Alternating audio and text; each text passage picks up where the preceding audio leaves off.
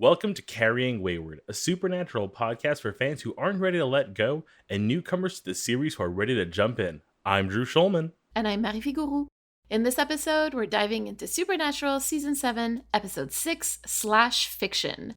Let's get this show on the road.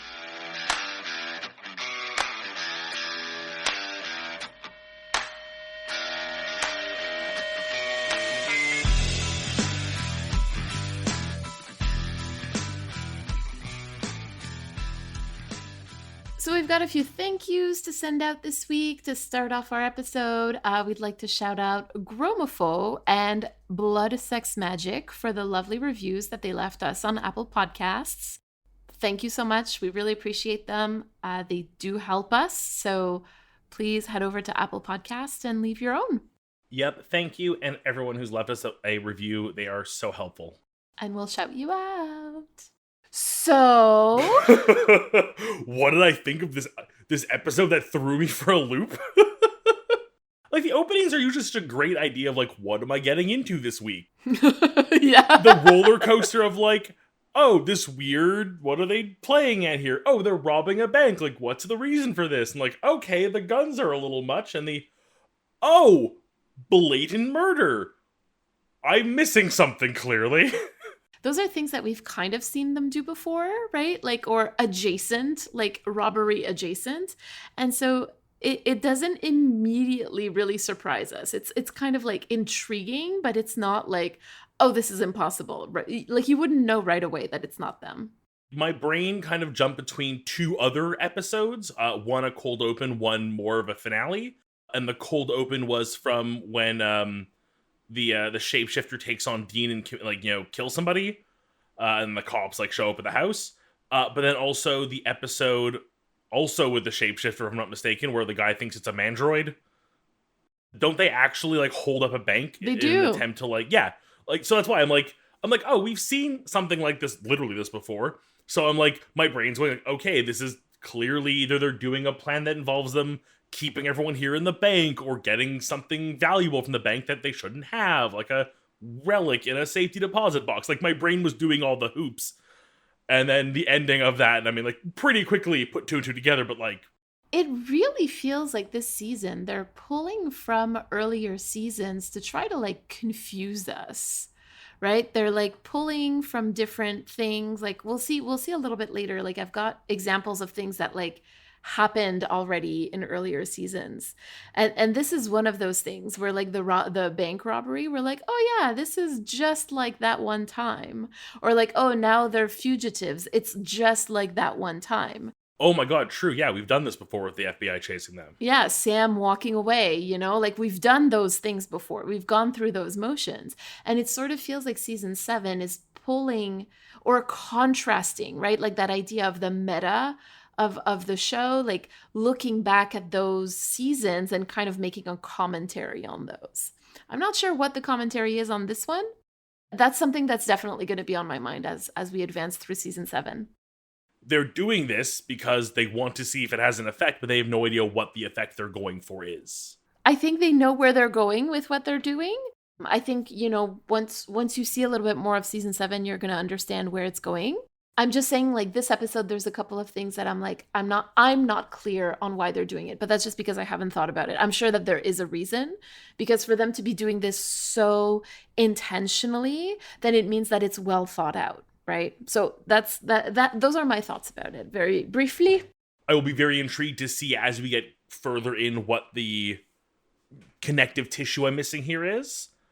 This episode, It did pull a lot of previous strings, both in the comparative we've just done and the literal with the flashbacks to episodes 1, 2, and 3. Absolutely. You're completely right.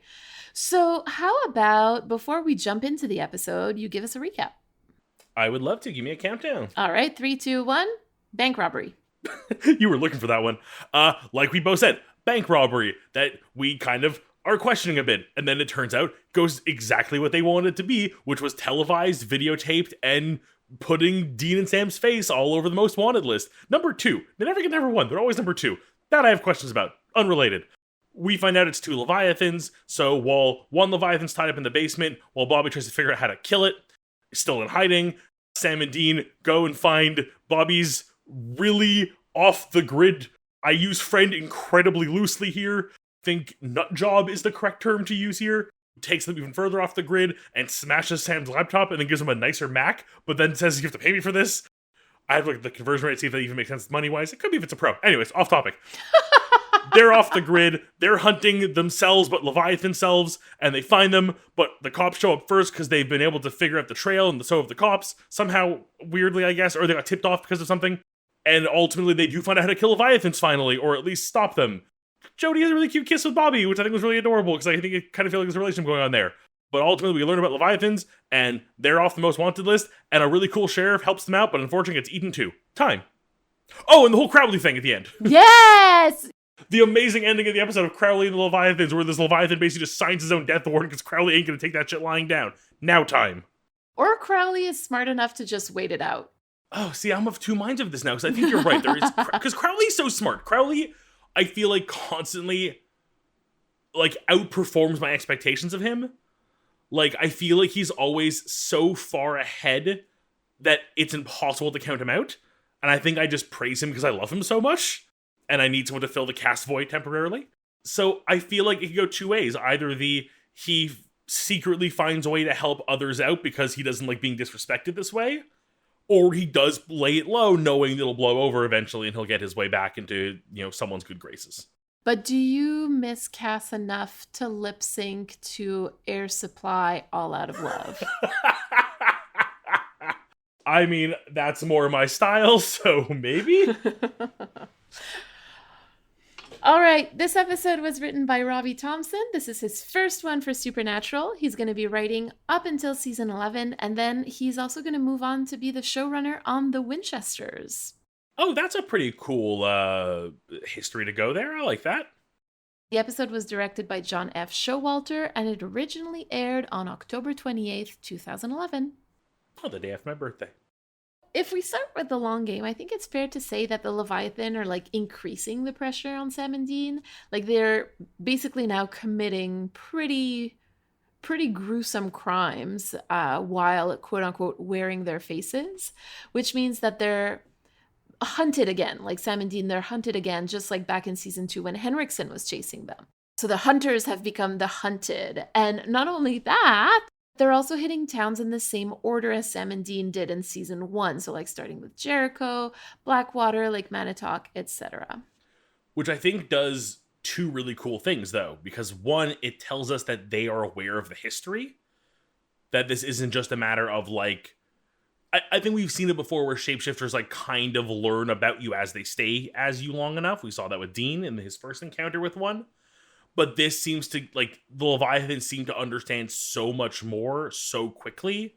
I think it's shown later on in the episode as well with Bobby.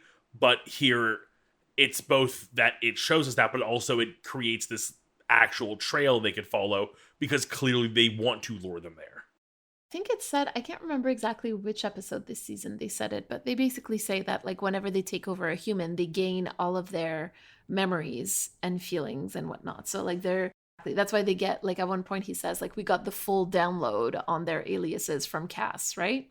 Which I kind of love also, like, that using that, like, even Cass's knowledge of them. Which means that Cass knew their aliases. Which means Cass got pretty close to one of them to learn all their secrets. Yeah, there you go. So Bobby is still trying to figure out how to kill Leviathan, and he does eventually find out, thanks to Jody.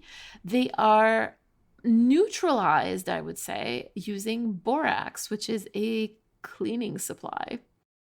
Do we ever learn why borax? Is there any, like, they just chose a random cleaning supply?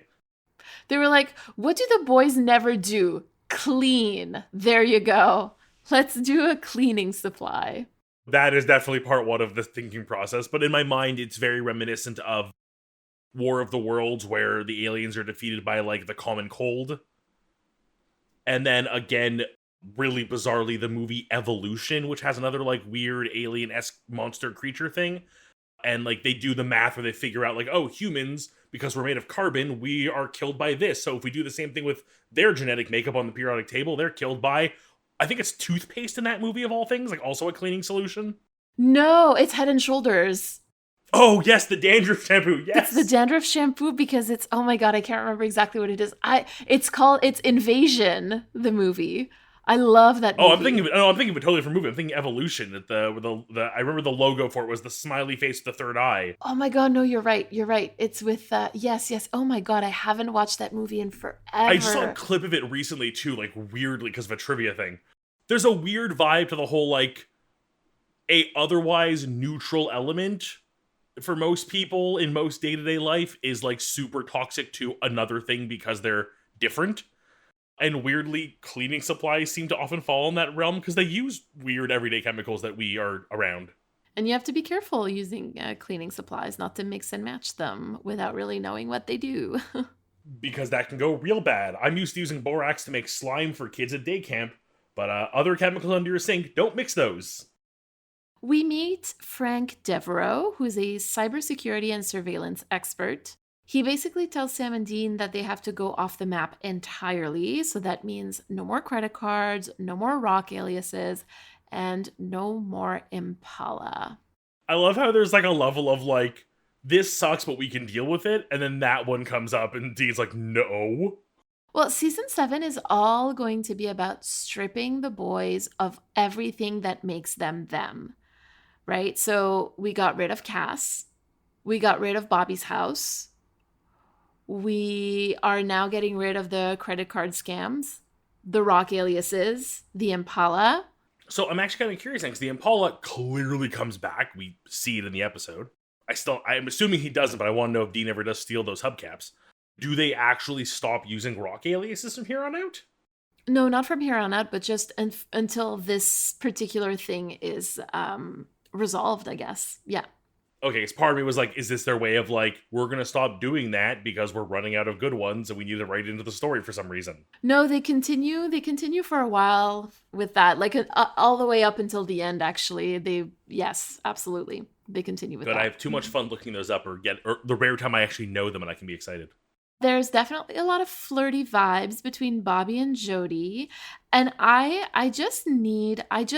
need to mention this, but like Jody wears entirely different clothes when she leaves.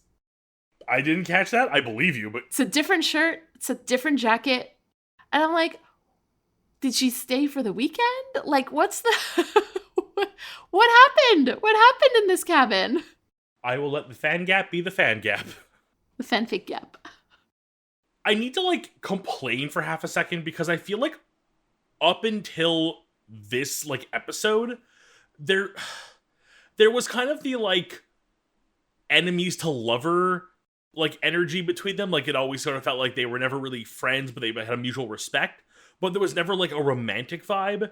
And like her showing up this time, like her entire attitude changed, but it didn't feel out of character. Like what I'm trying to say basically is like I feel like this was written like as if someone was writing fanfic about two characters who like never had chemistry, but just manufactured it for the sake of their own fanfic. But for some reason, it bloody works here, and I can't figure out why. I think it works because Robbie's a great writer, because, Kim Rhodes is great at what she does, and so is Bobby, right? Like, so is Jim Beaver. And so they managed to sell it. They all managed to sell it. I think you're right. I think if you break away from the story time and go to the critical side of it, you're right. That's yeah. Yeah. But also narratively, it makes sense, like he saved her life. There's, we talk a lot about on this show about like, how sometimes like in small towns, like women are very thankful for hunters saving their lives. And I think that this is one of those instances as well. It's the trauma bond. We find out that the relationship between Bobby and his dad is, and I quote, a can of scorpions. I've never heard this expression, but somehow I understand exactly what they mean. We meet Dick Roman, who seems to be the leader or the boss of the Leviathan. You know what? I kind of still love that we have this hierarchy of the Leviathan that isn't still like incredibly like well defined. Like it's still like there's clearly some level of it, but like we don't know exactly who it is, and the fact they also conveniently can change faces any once in a while, it's not easy to track them specifically. I get the vibe that Dick is clearly the boss, but I'm also getting major the Mayor of Sunnyvale vibes from Buffy. Yes. Oh my God, so good. Love that. like we're gonna have an episode where they realize like, oh, it's clearly him. We have to go after him. Oh no, but he just won the election. So interesting that you made that connection. I'm intrigued to know where this goes now. We'll talk about it. We'll talk about it in a few episodes. We hear the expression to bib somebody for the first time. Is that in reference to like the head removal? Nope. It's Dick Roman who says, "Don't make me bib you," to another Leviathan. Like, I guess I'm not supposed to know what that means yet, am I? You're not supposed to know what that means yet. I don't like it already. I don't know what it is, but I already don't like it. I mean, it's clearly used as a threat, right? So right there, like, we know that it's not a good thing. But also, like, we've seen what Leviathans can go through and survive. Like, heck, even technically the decapitation is just temporary. So whatever another Leviathan can do to another Leviathan to threaten them just screams horrifying to me. So I'm excited. Crowley tries to sweet-talk Dick into doing his bidding, kind of like what he did with Castiel. He's a bit of a seductress, or Crowley, isn't he? But the thing is that his charm doesn't actually work on Dick. He gets a really big rejection. Sam finds out that Dean killed Amy, and he's so distraught about it that he leaves. So again, we're getting those like seasons 2 and 5 vibes, like brother breakup kind of thing. And he's so upset that he walks away from Dean. And this is just so silly. I don't understand it. He walks away from Dean, like, onto a dock, which, like, again, Sam, where are you going? Like, if next episode does not start with him, like, on a boat, I'm confused. It's just so funny because it feels like, you know, the last time that he did this, like, he just walked away, but, like, as if he was just gonna walk home or something, but, like, they were, like, God knows where. Dean had the Impala. Like, Sam... Anyway, like, I think that this just goes to show, like, how upset he was with Dean, that he wasn't thinking straight and whatnot. Like, I totally get it, but it's just kind of funny. The other image I have now is he walks far enough away down the dock, realizes it's a dock, and he's kind of stuck. And then he has to turn and around. Just sits there and, like, quietly looking over his shoulder for Dean to leave so he can walk back finally. It's like children when they're like, I'm going to run away from home, and then they stand on the front porch for a little while. Okay, I'm gonna stop making jokes about this, but it's kind of like he doesn't quite know what it means to walk away from someone. He's like, I'm just gonna put distance. Like, it doesn't matter where I go.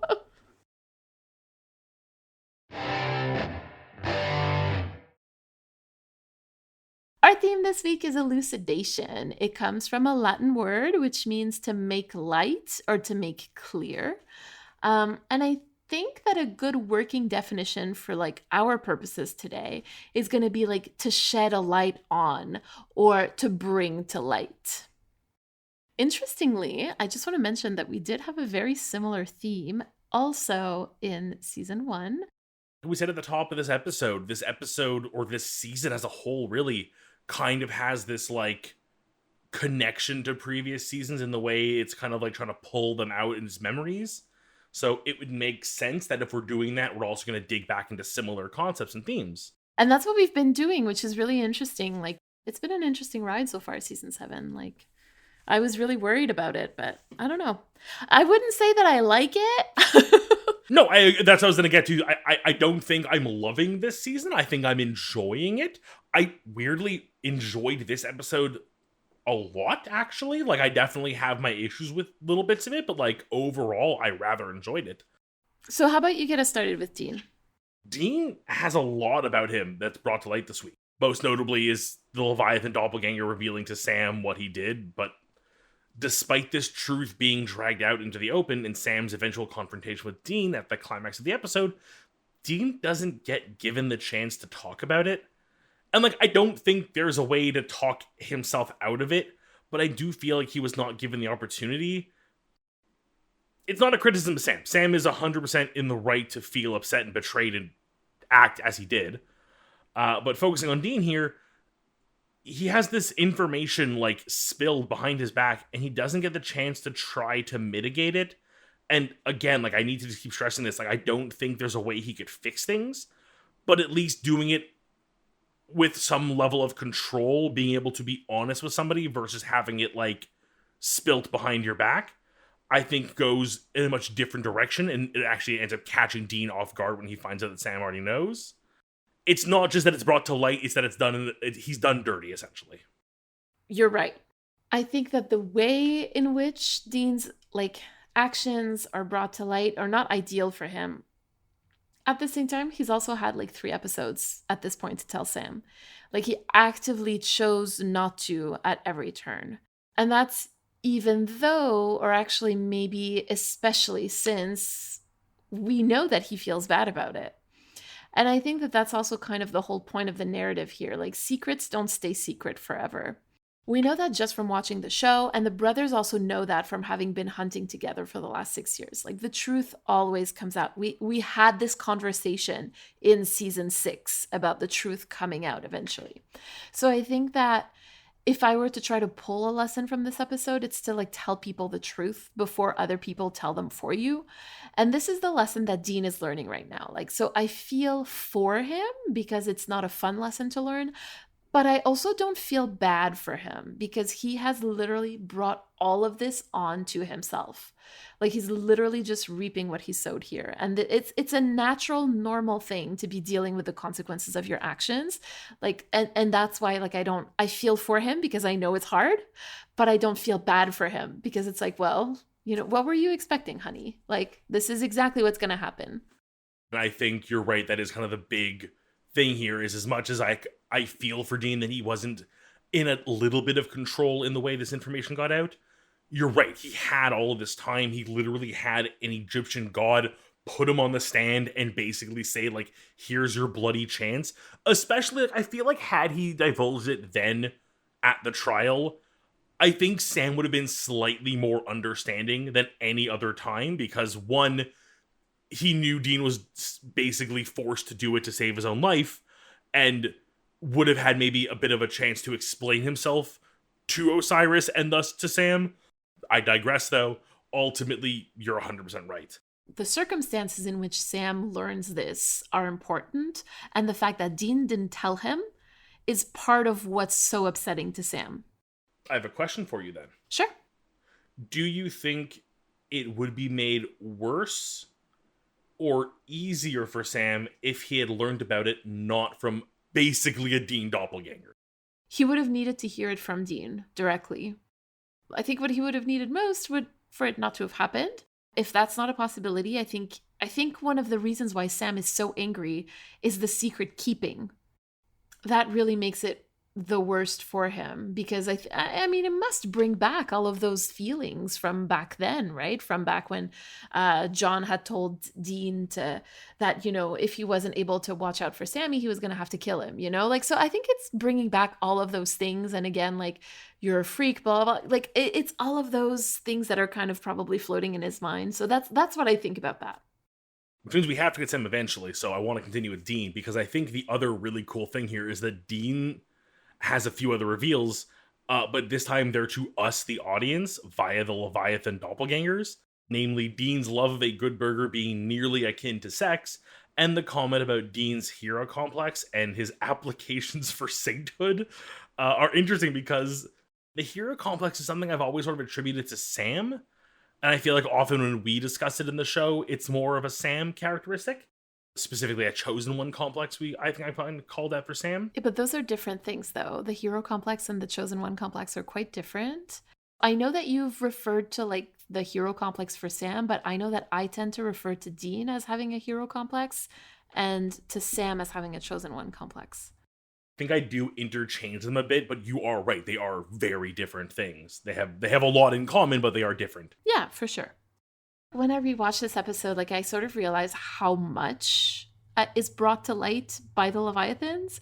Because like, yeah, of course, there's like the big reveal to Sam that Dean killed Amy, but there's so many little things that we learn about Sam and Dean and Bobby also from the Leviathan. But I do think that deep down, Dean does kind of see himself like a hero, maybe more like an anti-hero, kind of equating him to like Punisher or some versions of Venom or Spawn, which is a crossover I'd love to see. But yeah, no, Dean, anti-hero, I get it. If I may slightly, ever so slightly disagree with you about how Dean sees himself as like a hero, because I think he sees himself more like Daredevil. like full of of self-hatred, of Catholic shame, and this like insatiable desire for redemption for his like imagined sins. But it's really funny because I sat here and I jokingly, like, I had written down like a DC example, a non-Marvel, non-DC example, and I was like, who's a good Marvel character that fits this? And you're right, Daredevil's the perfect choice. I love Daredevil. I feel sometimes like when I watch, because I really like the Netflix series. Well, that's no longer Netflix, but you know what I mean. Sometimes I watch it and I'm like, that's Dean. That's Dean. If we come back to how the Leviathans see Dean, I think what's really interesting, and this is maybe a bit more meta, so sorry if I'm kind of deviating from story time, but I think this is really interesting. This is an interpretation of Dean that comes from somebody who can read all of his thoughts and like knows all of his memories, right? So you'd think that they're pretty accurate. And like again, just this is a bit more meta, but like looking at just the two of us and like people's reaction to this is really going to be interesting because like you're going to have the folks that are like, well, no, he's not like that, and then other people who are going to be like, oh yeah, I knew it. And so it's like this really interesting moment of like, in Dean's own face, this creature tells us who Dean is, and then we get to choose whether or not we agree with them. I think that's such an amazing lens with which to watch this scene because I think it describes how interpretation is so important. Because you're right, like this is like, for example, the way this creature describes his distaste for burgers. I mean, like, I mean, I'm not on the Dean level of a burger is as good as sex, but like I've had some pretty fucking good burgers, and even like a subpar burger is still pretty good when you're craving it. So, like, I don't agree with this thing. I differ from it. So, like, where it's being like, ugh, Dean, I'm like, no, I'm on Dean's side for this. Okay. Before we finish with Dean, we do have to touch on the most important reveal, which is the only one he makes himself this week, which is he has a soft spot for music that might not otherwise normally fit his gruff exterior he puts on. You know, he has his little sing along to Air Supply, and Sam is. I love how Sam is like freaked out by it, and Dean's like trying to hide it, but keeps like can't stop himself. And then Sam finally just like like I can't put up with this. I'm turning the music off. Sam is so distraught by this. I love it. It's like he's as upset as if like Dean was watching porn in the middle of the Impala. Like he's just so angry about it. No, I'm sorry. We've seen Sam catch Dean watching porn. He's less distraught. It's true. That's really funny. But I do have some thoughts about that I'm going to keep for critical time. I'm so okay with that. Shall I move to Sam then? Go ahead. So I want to start again with our surprise co-host this week, the Leviathan Doubles, who did a great job at doing a part of the segment of our show at the diner for us. You know, Sam is still having full-blown hell vision, and he's clearly still having hallucinations. Like, I had personally wondered before if they were gone, had he mitigated them, or was he just dealing with them? But no, we have our answers thanks to Leviathans. He's still full-on dealing with it at 100%. Okay, so before we even get onto that, I just want to highlight that like the Leviathan also confirms that like Sam eats plants with creamy goo. So yes. So our assessment that he might be a vegetarian or a vegan is correct, right? And so now it's my turn to disagree with the Leviathan because I don't know if it's like self-righteousness that drives Sam to these choices in food. I'm going to restate that I think it's trauma and a desire for control. We're getting a view of these characters with an insane level of insight, given how much they know, but also from the point of view of a monster that sees humans as these lesser beings. So, like, yeah, there's always going to be nuances that they don't put together. And I'm sure there's even things where, like, Sam might do this and not realize that's the reason he's doing it. He might tell himself it's because it's the healthy thing to do and I am a good person, and not realize that it's a choice he's making due to his trauma and an attempt to keep control of his body. You're absolutely right. I think we see that in the last scene where he's like, where Dean, like Leviathan Dean says like, I don't understand why you do what you do. You know, you're strong, you're uninhibited, blah, blah, blah, blah, blah. Like, this is what I would do. And so there's clearly a disconnect between what the Leviathans think and who these characters are. Yeah, well, Leviathans think eating people is okay, even if it's just a little bit. Right. We try not to do that here. But to come back to what you were saying, I think that we talked about that last week about how the topic of Lucifer hadn't been explicitly brought up, but like that Sam was in front of a lot of red. So I guess we do have our answer, you know, like his visions of hell are not gone. He's just better at kind of knowing what's real and what's not. And I don't know if this person came across your For You page at one point, but like there's somebody on TikTok who has schizophrenia and they're followed, they take medication and they have like a life and a job. But every once in a while, like most mental illness, to be fair, they have moments where the schizophrenia is like stronger than other moments and they have like trouble telling if their visions are real or if or not. And I feel like that's what Sam is dealing with right now. Like he's back in a rhythm that he knows, and so he's confident in what's real and what isn't for now. It's a really good like example to give for Sam here is that he is riding what he can through it, and I'm sure some days are worse than others. I'm sure there's days where he has to fight harder or try harder, and there's some days where maybe it just doesn't work. But having the Leviathans like reveal this, and the fact that I guess that it's even in their heads while they're in Sam, like, oh my god, that is a trippy level of trippy. Whew. Okay, so obviously with Sam, we need to talk about the biggest reveal, and how it's handled. Not well, but that was to be expected. I think the thing here that we need to understand is Sam has made it clear to us through interactions with Dean a few episodes ago in Hello Cruel World that part of his grounding himself in reality, that fighting these visions and becoming more lucid, is Dean. Dean is kind of an anchor. Sam has trusted Dean, and that trust we've seen in Sam since then, and now it's completely broken in this like major way. This wasn't just a lie or a miscommunication. This was like Dean in cold blood murdering someone Sam clearly cared for and had feelings for.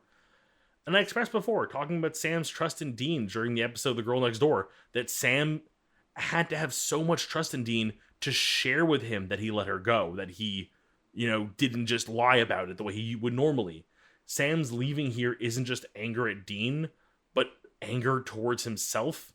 And I predict that means we're going to get some Lucifer visits back soon. Right. So I think that this reveal really sort of begs the question, like, what's going to happen to Sam? Because like you said, like this is a huge shock to him. Like he leaves Dean on a dock, right? Like this is a big deal for him.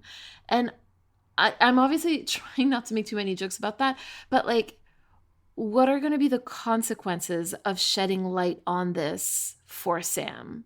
Because there are consequences to shedding light, to elucidating certain things. And I think that this is one of the things that we're going to track through the rest of the season, is what the consequences of that are going to be for Sam.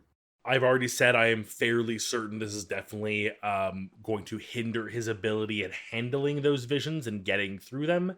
And I feel like a few of those darker days are ahead of us. I also would like to talk about Bobby. Please. Because we also get a few things revealed to us through the Leviathan in this episode about Bobby. And I think that the line goes, it's pretty dark in here. High school dropout, a drunk like your daddy before you. Oh, you and dad. Now that's a can of scorpions. Your favorite singer is freaking Mitchell. Although you know that if this was like HBO, like it would be censoring itself. Yes, exactly. So let's keep it's Joni fucking Mitchell. Oh, Bobby, you are 10 pounds of sad in a 5-pound bag. Okay, I also love that expression, the 10 pounds of sad in a 5-pound bag. Did you notice that the Leviathan like takes on the speech patterns of the human they like embody? Both those lines sound like Bobby lines. Like they're things I would expect Bobby to say. And he also mentions that like, Bobby has a thing for Jody. And so yeah, like we're learning all of these things about Bobby that like we hadn't really stopped to think about, right? Like we don't know much about Bobby's upbringing, his history.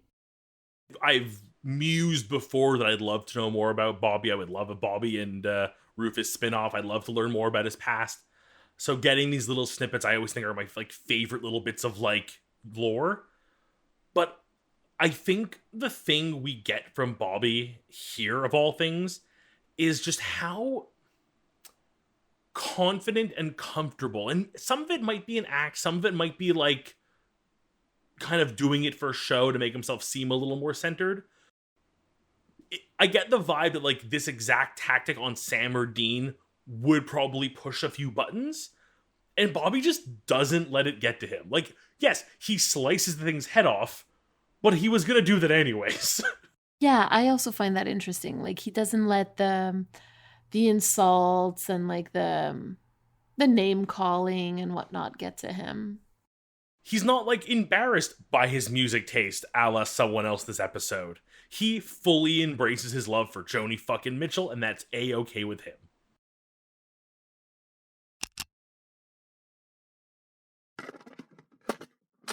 Audio log, day 1. Arrival was simple. Previous caretaker was short with me and seemed like he just wanted out of here, but after a month, who can blame him? He mentioned his logs were faulty, so he'd give me the info I needed before he left. I made sure to note any weird things I might need to keep track of, particularly a window that's always leaky, especially when the waves get rough, but given the forecast for this month, shouldn't really be an issue.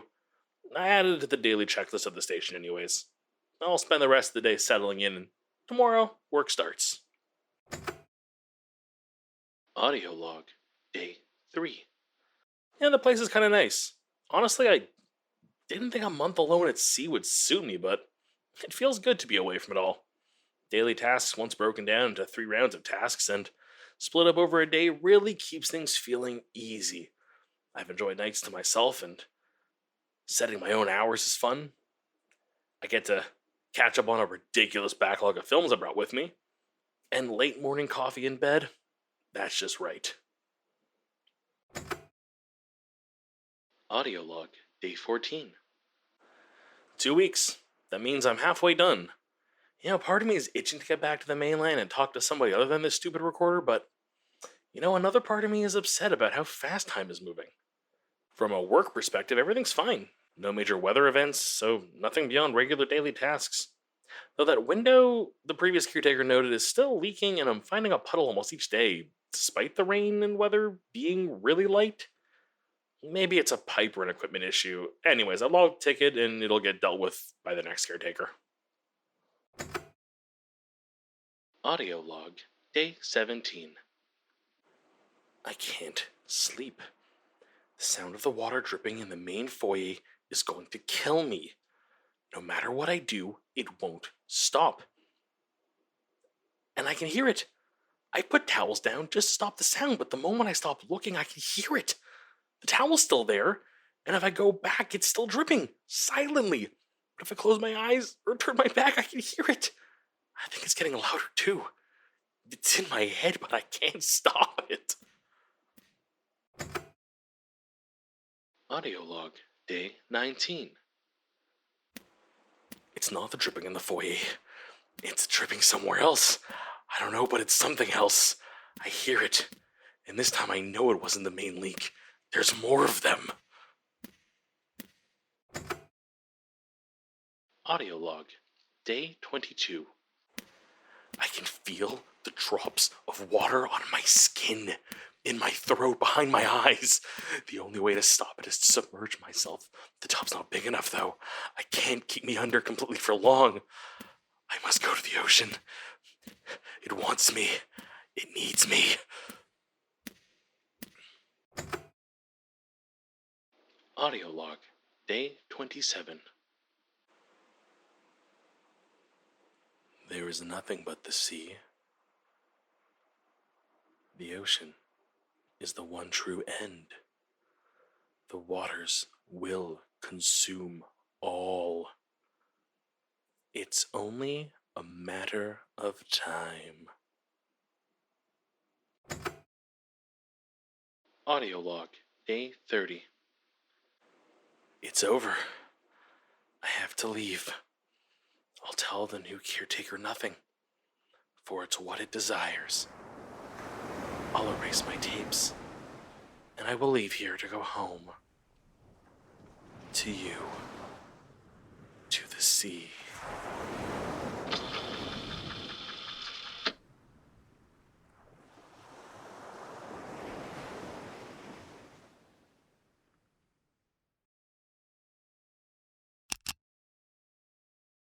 I absolutely cannot let Robbie Thompson's first Supernatural episode go by without talking about him at least a little bit.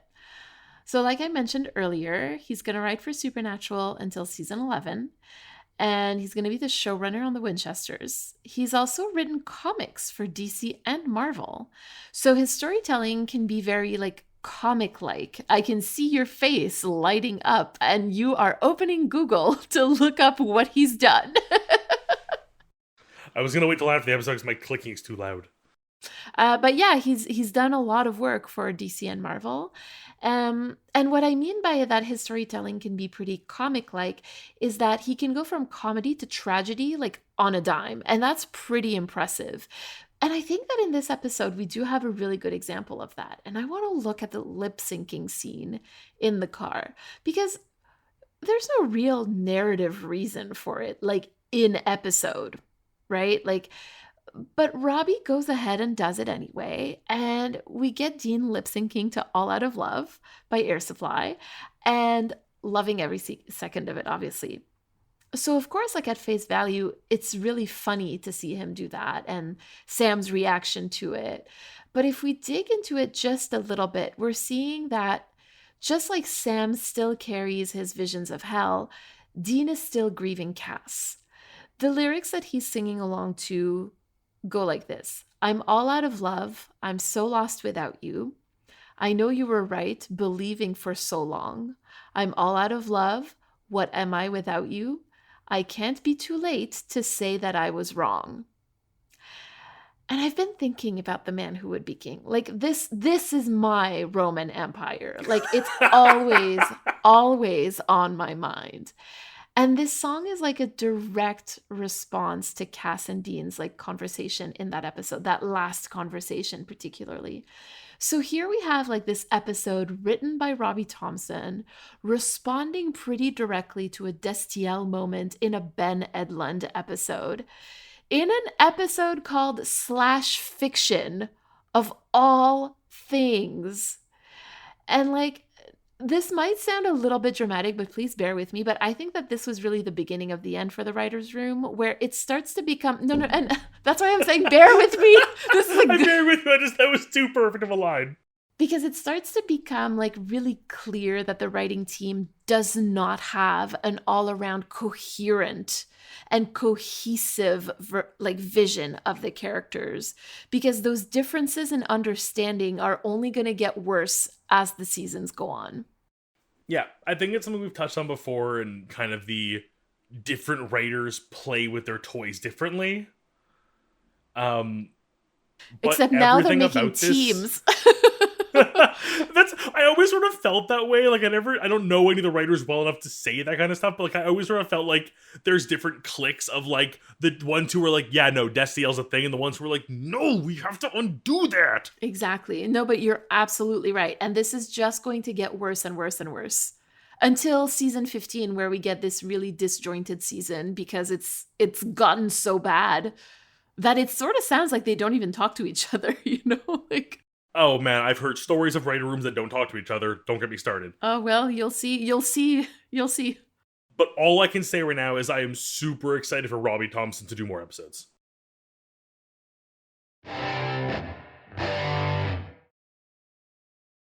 This week we have a message from Lorian. Before we listen to it, we want to remind you to send us a 3-minute voicemail. To respond to anything we discussed today, you can use the recording app on your phone and just email us the recording at carryingwayward@gmail.com.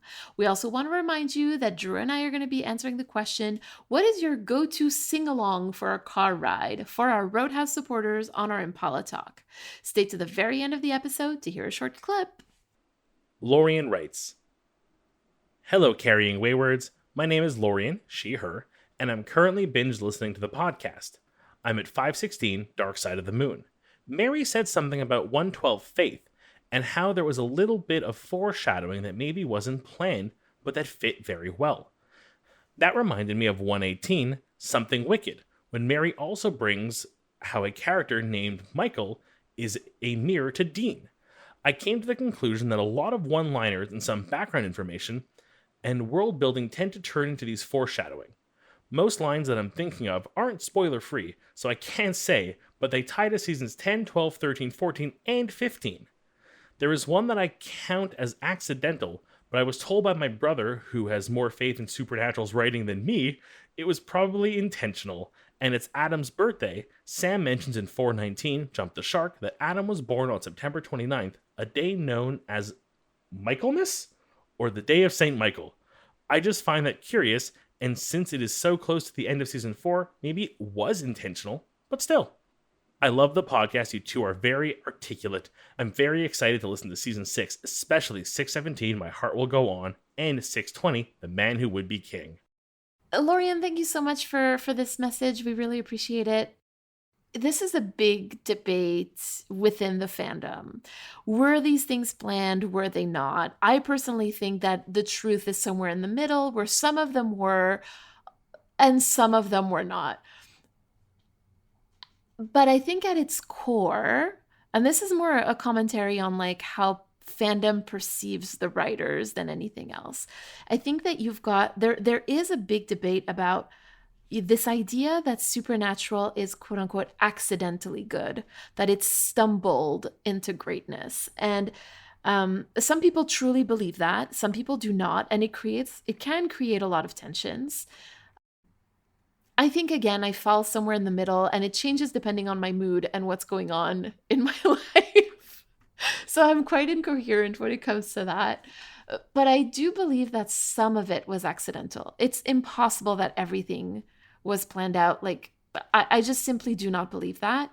I do believe that a lot of the work that was done on Supernatural was intentional. But then you also listen to actor and like director and producer interviews, and you're like, okay, so they weren't keeping track then of all those things. So that's why I personally go back and forth about that, because I think that, again, there were people in the production that were keeping track and you know, thinking those things through, and others who were not. So I don't know. I'm not too sure what conclusion to come to, or if there's even a satisfactory or satisfying conclusion, but your message just really made me think about that, and how like this is probably going to remain a secret, or like, remain a secret. It's a secret we can't elucidate from this show. Like, what was the intent of the creators when they made all of these things, right? So thank you for that. Thank you for pushing me to think about that. I read an interview with a writer this morning weirdly on this subject. Really? So the writer is the manga writer for the Japanese manga One Piece. I recently got a Netflix adaptation, which I've been watching, so it's been kind of like tangentially in my TikTok feeds recently. I know I'm watching the wrong pirate show, Mary. I'm sorry. You're watching the wrong pirate show. You need to listen to the podcast. I know, I need to watch and listen. I need to. Oh, it's so much fun. The writer of this manga, Oda, has said that he will occasionally plant lines that like sound like they could be foreshadowing, but have no payoff for them, knowing that he could always go back to them if there's ever like a buzz or like an idea that comes to mind later on. And while I don't think I have the same faith your brother has in the writers, I would not be shocked if there are some writers, the way we kind of talked about these, like every writer has their own way of playing with these pieces, that don't have a line that just stuck with them. They're like, well, like, I want to know more about that, and use that to push them into a certain area or into a certain topic or into writing something. I'm not going to say that every line we've ever heard that had us go, ooh, I'm interested, secretly alludes to something else. And of course, I can't know because I am at the limits of my knowledge on the show with this episode. But I would not be surprised to hear writers say, oh yeah, no, that episode always stuck with me, so when I got to write my episode this season, I knew where I wanted to go with it. But ultimately, I love this. This is something I love doing, is going through a show and finding those like connections, because sometimes they are just weird happenstance and other times they are these deep-seated mysteries. So thank you for sharing with us, and I do look forward to you getting to the end of season 5 with season 6, some of those important moments, and me getting into 10, 11, 12, 13, 14, 15 to see what other connections you're referring to. One thing I will mention though, and this happens to be a Robbie Thompson episode, so obviously I have to mention it. But I recently guested on Monster of the Week on their recap episode of The Winchesters. That was showrun by Robbie Thompson, and I read a few interviews of him, and he was like saying that whenever he starts with a new project, he goes back and watches all of the episodes prior to the season that they're gonna be working on. So it means that Robbie Thompson did go and watch all 6 seasons of Supernatural before starting work on season 7, or whatever was available at the time, right? Like, I don't know if he had all of season 6, but he watched everything that he could. And for the Winchesters, he also did the same. So he went back and he watched seasons like 12 through 15 in order to make sure that the Winchesters were going to stay within the canon of the show. And I think when you have writers who are coming on board like in seasons like 6, 7, 10, 11, 12 of a 15-season show, they're going to pick up on little things also and bring those things to the, take them, blow them up a bit. And I think that this is actually something that's really cool, and maybe something like maybe a factor in how well connected certain things seem to be in Supernatural. So I don't think it's as much foreshadowing as it is like writers looking back and being like, oh, this is cool, I want to see what's in there. Yeah, we need a word for that, but yes, it's exactly what it is.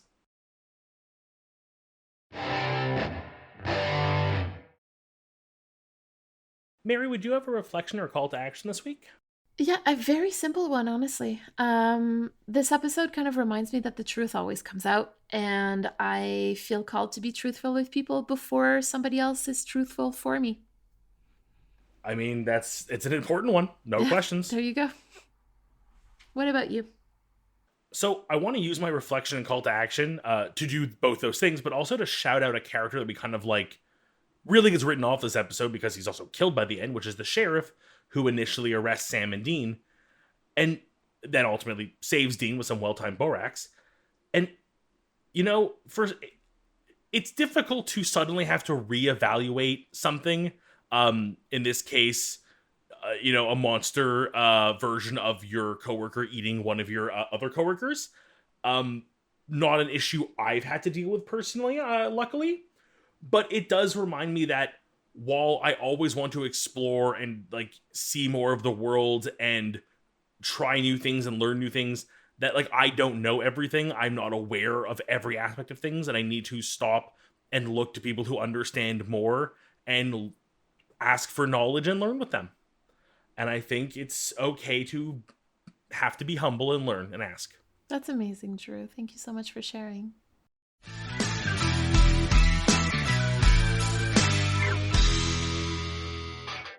You've been listening to Carrying Wayward, a Supernatural podcast produced by Rochelle Castellano, hosted by Drew Schulman and myself, Marie Vigourou.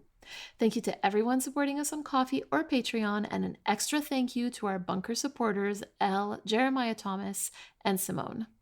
This week, we'd like to thank Lorian for her message. You can go to carryingwayward.com for the links to our merch store and all of our socials. And if you'd like to support us, you can become a patron or a Ko-fi subscriber. You can also leave us a rating on Spotify and a review on Apple Podcasts. Carry on, our wayward friends.